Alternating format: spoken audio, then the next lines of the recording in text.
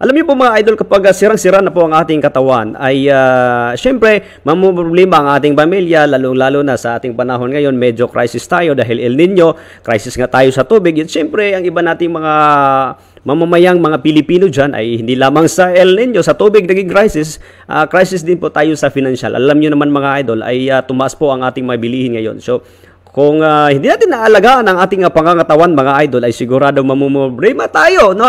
At the end of our lives, dahil siyempre dadalhin ka sa hospital, kailangan mo ng budget, pambili ng gamot, pambayad ng resita, at pambayad ng pa-check up sa doktor. So, kailangan alagaan natin sa pamamagitan ng ating pag-jogging, pag-exercise, daily, at daan-daan po yan. Pero na lang sa mga kaibigan natin dyan, ng mga joggers, mga kaibigan natin dyan, ng mga cyclists na araw-araw po sila. No? Meron po silang speed limit na minimaintain po kapag sila ay nagbabike, kapag sila po ay nagja-jogging. So, kailangan po yan nila ay maintain dahil sumasali po sila sa mga competition, sa mga karera, sa running, at sumasali po sila dyan.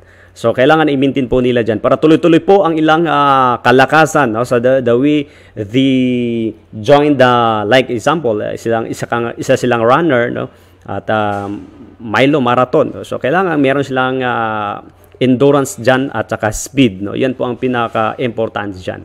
Nung ako po ay high school mga idol, ay isa din po akong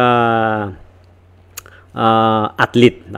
Siyempre, athlete tayo. Kapag doon ka sa probinsya, kahit hindi ka masyadong malakas, pero wala nang malakas, ay parang ikaw na rin ang malakas.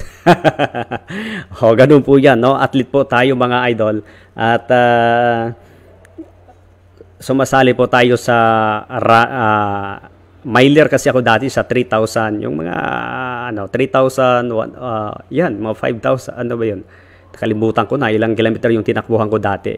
Siyempre, naka-experience po tayo. So, yun nga, during our training, no, kailangan natin na mag-maintain ang ating endurance at saka sa speed po natin. So, kailangan po yan.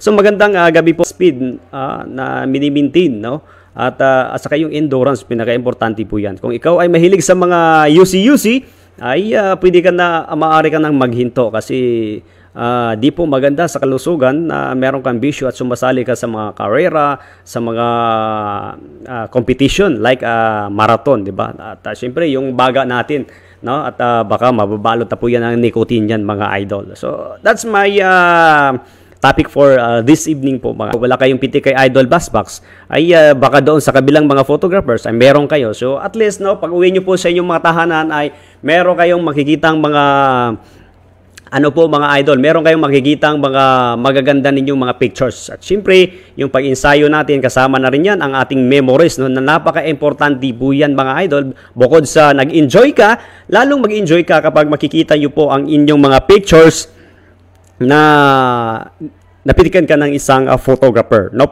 So, ayan po mga idol. Salamat po again and again sa tuloy-tuloy nyo pong pagsuporta mga idol. So,